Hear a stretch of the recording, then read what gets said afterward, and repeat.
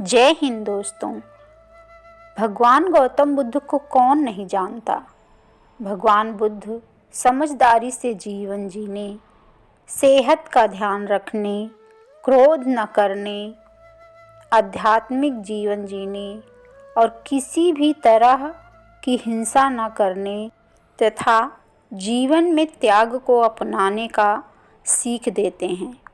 आज हम गौतम बुद्ध के 10 खास उपदेश को जानेंगे, जिससे अपनाने से हमारे जीवन में ज़रूर से ज़रूर बदलाव आएगा।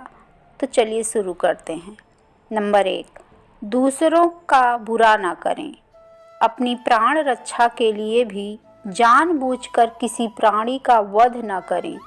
जहाँ मन हिंसा से मुड़ता है, वहाँ दुख अवश्य ही शांत हो जाता है। नंबर 2, सत्य के बारे में 3 चीज़ें ज़्यादा देर तक छुपी नहीं रह सकती। वह हैं सूर्य, चंद्रमा और सत्य।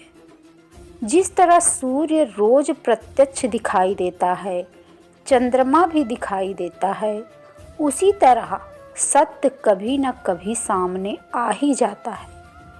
अतः असत्य को अपने आचरण में ना उतारें।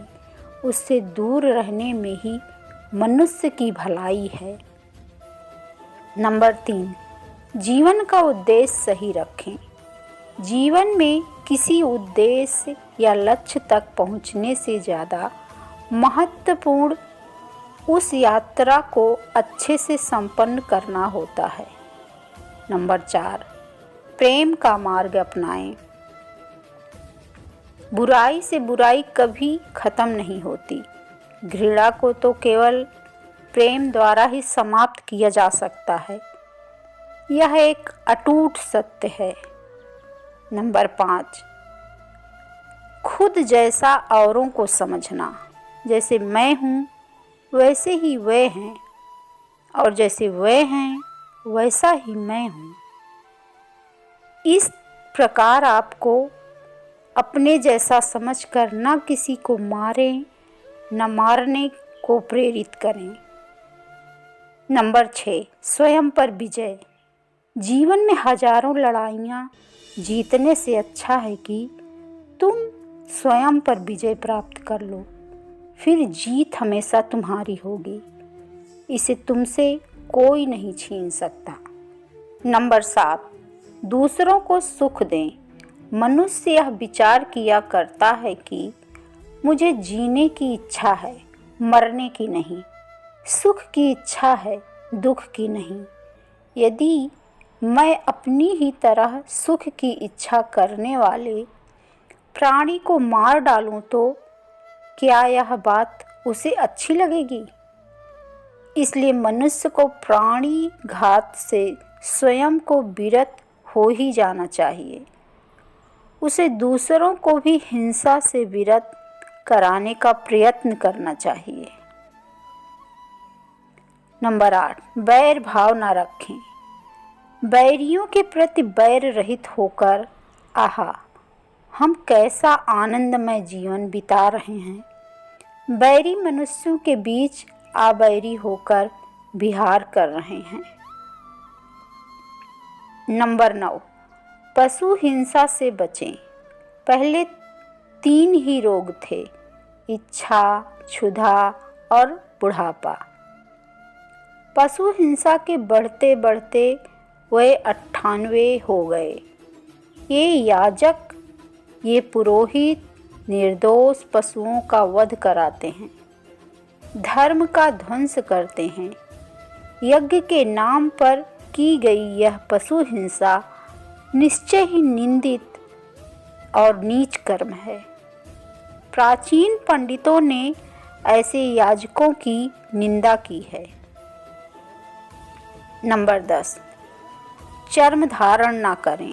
भगवान बोले, भिक्षुओं, महाचर्मों को सिंह, बाघ और चीते के चर्म को नहीं धारण करना चाहिए। जो धारण करें उसे दुष्कृत का दोष होता है। जैसा कि हम जानते हैं कि गौतम बुद्ध ने 27 वर्ष की आयु में ही संन्यास धारण कर लिया था। संन्यास के दौरान भगवान बुद्ध को ज्ञान प्राप्त हुआ था।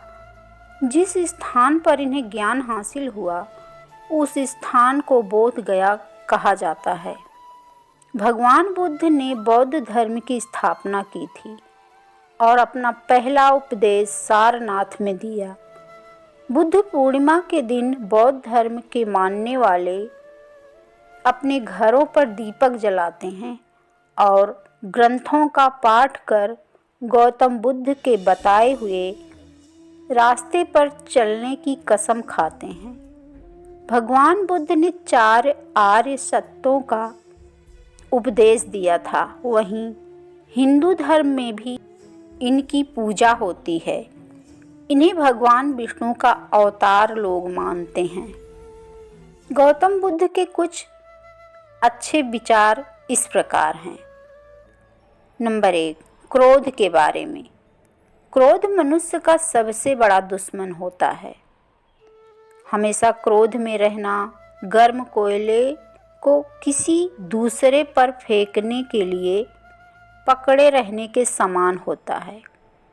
इसमें हमारा हाथ भी जलता है। दूसरे को तो उतना फर्क नहीं पड़ता जितना हम स्वयं को जलाते हैं। क्रोध करने से हमारा खून भी जलता है, लेकिन हम क्रोध करने के पहले यह सोचते नहीं हैं कि हमारा कितना नुकसान होगा। वो तो हमें बाद में पता चलता है कि हमने क्या खोया, कितना नुकसान हुआ हमारा। दूसरा है ईर्ष्या के बारे में। किसी के प्रति नफरत और ईर्ष्या रखने से जीवन में कोई भी खुशी नहीं प्राप्त की जा सकती। ईर्ष्या व्यक्ति के मन की शांति को ख़त्म कर देता है। मनुष्य हमेशा अशांत, बेचैन, खामोश, चिड़चिड़ा घूमता है। उसका किसी भी काम में मन नहीं लगता। वह अच्छे से न रह पाता है, न खा पाता है, न खुश रह पाता है, न किसी को खुश रख सकता है। नंबर 3, शंका के बारे में। शक से हमेशा बचना चाहिए। बेवजह किसी पर कभी भी शक नहीं करना चाहिए। शक लोगों को अलग कर देता है। इससे इतिहास गवाह है कि कितने ही परिवार उजड़ चुके हैं। शक 2 इंसान को ऐसे अलग कर देता है कि उसे फिर मिलाया नहीं जा सकता। उसके अंदर की गलतफहमी को हटाना बहुत ही मुश्किल हो जाता है। नंबर 4, अज्ञानी के बारे में। अज्ञानी व्यक्ति से कभी भी उलझना और बहस नहीं करना चाहिए। अज्ञानी व्यक्ति बैल के समान होता है। वह ज्ञान में नहीं, सिर्फ आकार में बड़ा दिखता है। वो अपने बराबर किसी को समझता ही नहीं है। वह अपने आगे किसी की सुनता ही नहीं है। वह सोचता है कि मैं ही सबसे बड़ा ज्ञानवान हूँ। कोई इसके सामने कुछ कहता है तो उसकी बात को पूरा सुनता ही नहीं है, अपनी बातें करने लगता है। दुख के बारे में। ना ही सुख स्थायी, ना ही दुख। बुरा समय आने पर उसका डटकर सामना करना चाहिए और हमेशा रोशनी की तलाश करनी चाहिए, क्योंकि न तो हमेशा दुख रहेगा और ना ही सुख रहेगा। न सुख में ज़्यादा खुश हो जाइए और न दुख में ज़्यादा दुखी हो जाइए। इससे आप बहुत ही खुशी महसूस करेंगे। समय के बारे में। जो बुरा समय बीत गया हो उसको याद नहीं करना चाहिए। अगर आप अच्छे से जीवन जीना चाहते हैं तो भविष्य के लिए सपने नहीं देखना चाहिए, बल्कि वर्तमान में ही ध्यान केंद्रित करना चाहिए।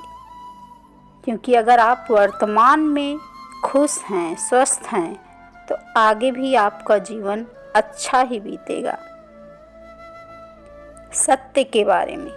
जीवन भर बिना ध्यान के साधना करने की अपेक्षा जीवन में एक दिन समझदारी से जीना कहीं अच्छा है।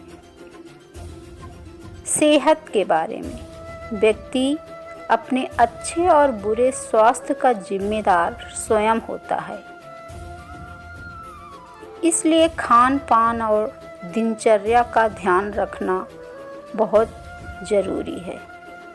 आपकी सेहत अच्छी रहेगी तो आप खुद को भी संभाल सकते हैं और सामने वाले को भी, औरों की भी मदद कर सकते हैं।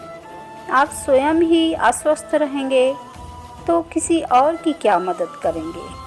आप खुद ही परेशान घूमते रहेंगे तो आपको अपना ही कार्य भारी लगेगा। किसी और का कार्य कैसे कर पाएंगे, किसी और के बारे में कैसे सोच पाएंगे। आध्यात्मिक जीवन के बारे में, जैसे मोमबत्ती बिना आग के नहीं जल सकती, वैसे ही मनुष्य भी आध्यात्मिक जीवन के बिना नहीं जी सकता। आध्यात्मिक ज्ञान होना बहुत ही आवश्यक है। बिना अध्यात्म के यह जीवन बेकार है। सत्य के बारे में, 3 चीज़ें ज़्यादा देर तक कभी छुपी नहीं रह सकती। ना सूर्य को उगने से रोक सकते हैं, बादल भरे ही उसे घेर लें, लेकिन सूर्य तो दिखाई देगा ही, और चंद्रमा भी ज़रूर दिखाई देगा। और सत्य चाहे उसे 7 परतों के अंदर छुपा दिया जाए, लेकिन कभी न कभी सत्य तो सामने आ ही जाएगा। सत्य को उजागर होने से कोई भी नहीं रोक सकता। उसे कितना भी छुपा के रख ले, वह तो आगे आएगा ही। झूठ और सत्य में हमेशा सत्य की विजय होती आई है। धर्म में और अधर्म में, दोनों की लड़ाई में हमेशा धर्म की विजय ही हुई है। दोस्तों, आपको यह कहानी कैसी लगी कमेंट ज़रूर करिएगा और वीडियो को लाइक एंड शेयर करिएगा। Thank you.